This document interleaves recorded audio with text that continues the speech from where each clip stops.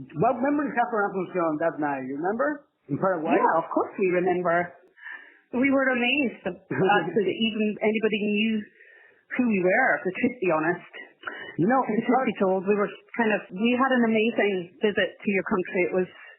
It was mind-boggling that anyone really even knew who we were, to be honest, and it was a real privilege to come and play for our fans down there and see your country, and it was pretty crazy actually. You know, in Paraguay, you sing for the first time live the song Tell Me What It Hurts, a cappella, remember? I don't remember that, actually. Did we really do that? How funny. Yeah, it's a historical fact. All right, I'll take it. What a great place to play that song for the first time ever. Yeah. Well, Shirley, let's talk about this new album, Strange Little Birds is the name. From whom came the idea of that name?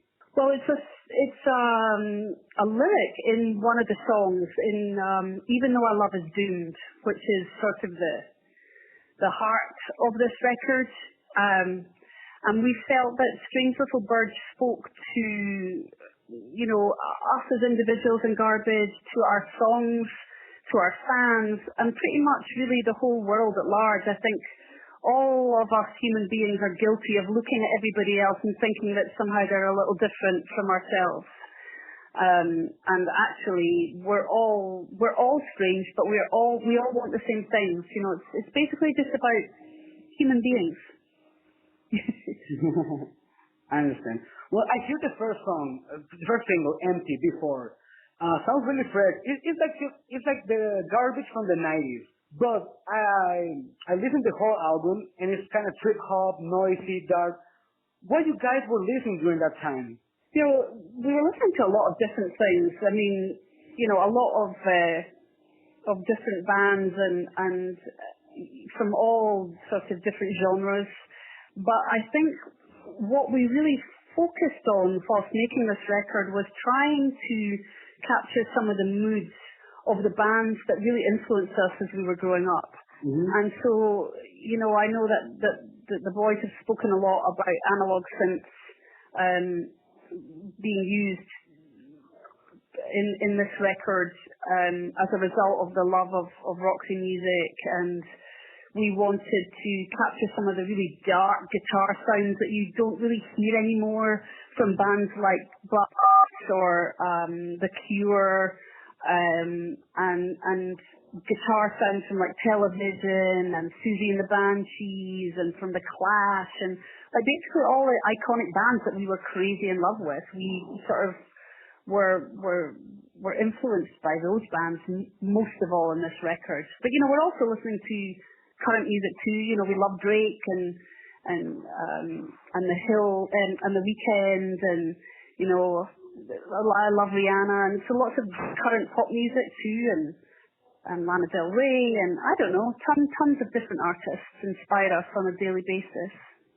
I understand. Is this new album a summary of the 20 years of Garbage, or the whole career influence? I mean, it's a summary. Well, that's an interesting theory, which I actually find somewhat intriguing. I mean, I've never thought of it that way, but you could be right in a way. I mean, I definitely think what this record is a culmination of 21 years of being in a band together, of growing together, and really focusing on what we do best.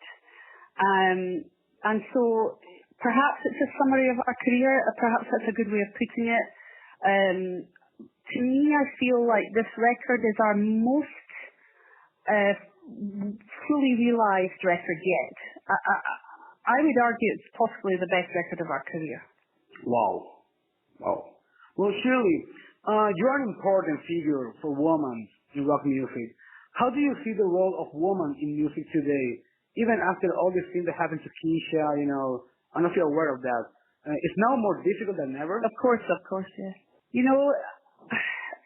It's a difficult question because it's complicated. If you look at the pop world, women are dominating pop. We're seeing arguably the most incredible pop stars of all time right now. And, like Rihanna and Beyonce, they're brand new kinds of talents in the pop world, and they're dominating like crazy. And I love seeing that. That's wonderful. But I guess what I feel has become very difficult for women is to hear from those who are not so blessed physically, because Beyonce and Rihanna and Taylor Swift, Katy Perry, they all look like supermodels. They're beautiful, incredibly blessed females. And that's wonderful to hear from them. But I also want to hear from the weirdos and the ones who have never been cheerleaders or the popular girls in class, but are the ones who have a strange perspective or a unique perspective. I feel like right now it's very difficult for those kind of voices to be heard, because if you're not a great dancer and you're not really an entertainer as such, it's very difficult to be heard as an artist if you're a woman right now. Mm-hmm. And I think that actually, to be honest, has almost always been the case, except for this very small window of time in the 90s where we were hearing from a lot of girls with alternative perspectives from alternative standpoints. I understand. We were very lucky. We got a moment in history where we dominated, the weirdos were dominating the mainstream, and that hasn't happened since. And I kind of miss that in a way, because I think it's always important as a society that we hear from all different perspectives and standpoints, in order to be a fully rounded culture, I understand. Shirley, being the band full of producers makes more easy to have a self-control of the art, or create more problems with the bosses of the record label for that, creative control? Well, to be honest, we don't have a record label anymore. We run our own label. We're an independent, so we don't have to really concern ourselves with how we adapt to any system anymore. We have built our own system, and we flourish within that little microcosm. But being a producer these days is not as rare as it once was. Basically, being a producer is just having opinions, and having a strong voice in the studio. And all four of us, really fight to get our ideas heard in terms of how a garbage record is produced. So I think it's actually a very healthy environment in which to work. I mean, it's competitive at this point, and often frustrating for everybody involved. But I do think, as a result, we have a very unique sounding band at a time when there is just a deluge of sounds and bands and artists who all sound the same. So for us to have our own unique voice is rare and to us incredibly valuable. Yeah.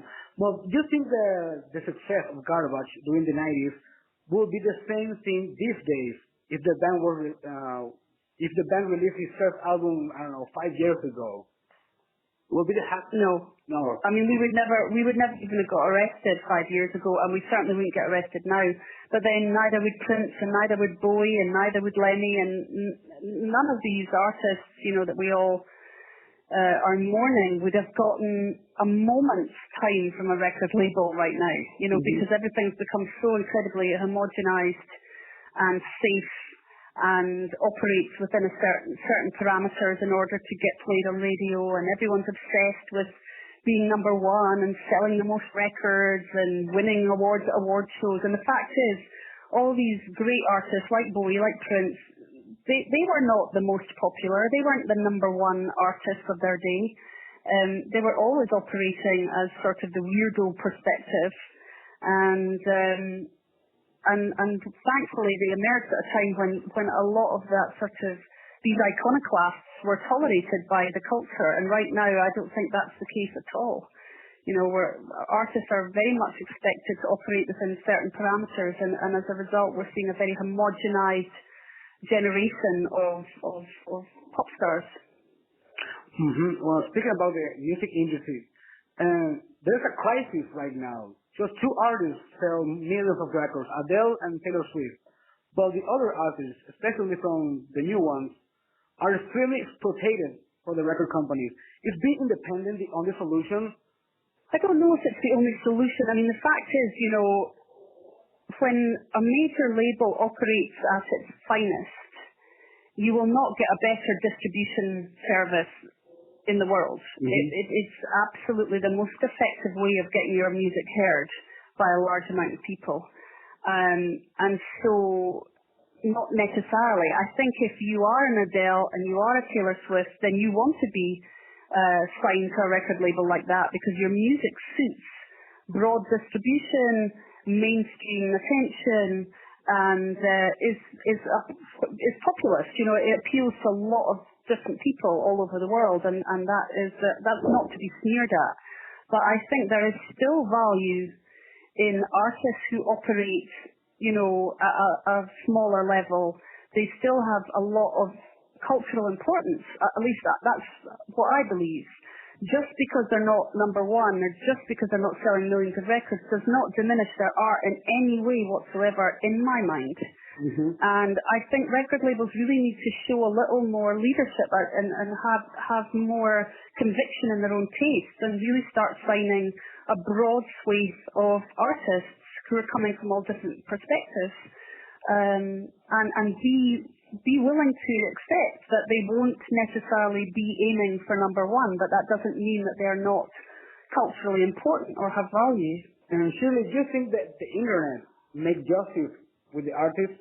Speaking of Spotify, Tidal, Apple Music, blah, blah, blah. You know, I think the way we view art has become very skewed. And unfortunately for the musician, there is a system in place which allows other people to exploit their art. And unfortunately, that's reality. And there's not a lot as a musician you can do about that. We have been devalued deliberately. We have been exploited by corporate interests deliberately. And I would urge musicians not to focus on the business side of things, and instead focus on making your work great. Focus on your work, and don't worry yourself or concern yourself with the exploitation of your work, because at the moment there's very little we can do about it. And I think if you spend too much of your energy railing against a system that you cannot change, then you will ultimately just take all your you'll wash away your own joy, and you will distract yourself from doing good work. And I really believe that we're still operating in the early days of the internet, even though it's now been around for 20 years. But it's still early days, and I think sooner or later the musicians will galvanise and somehow find a way of protecting themselves against such exploitation. But until then, I urge artists just to focus on being artists and let the business people fight over their pennies. You think that happens with Prince, for example? You know, or this coffee. It's happened to every single artist every single musician on the planet who has put their records out is being exploited that way. But you know, that's life. Sometimes there are moments in history that are not favourable to the individual, and that's just, you just have to adapt, and you just have to find a way of surviving, you know. And you know, I think it's a great pity for a lot of young artists who are really struggling financially and economically, and it's a heartbreak. But we've got a long battle ahead and a hill to climb before that system will be unbalanced and set in favour of the artist again. Okay. One last question, Shirley. Who manages the Twitter account of Garbage? I follow it, and it's really funny sometimes. Well, I do most of the social media, the truth be told, just because, I find it amusing, and I also I enjoy it for the most part. And I don't want anyone speaking for our band who's not in our band. Like, it matters to me that it's our voice. I don't want anyone speaking in my voice. You know what I mean? If there's going to be anybody representing us, it better be one of the four of members of Garbage and no one else. Exactly. That's not really common, but it's nice to know. Well, Shirley, no, I understand, yeah. Shirley, it was a pleasure to talk to you. You guys gonna come from It was a pleasure talking to you. We really intend to. I mean, we had such an incredible visit last time, and we have already expressed our interest to management about returning to South America, and I know conversations are starting to be had.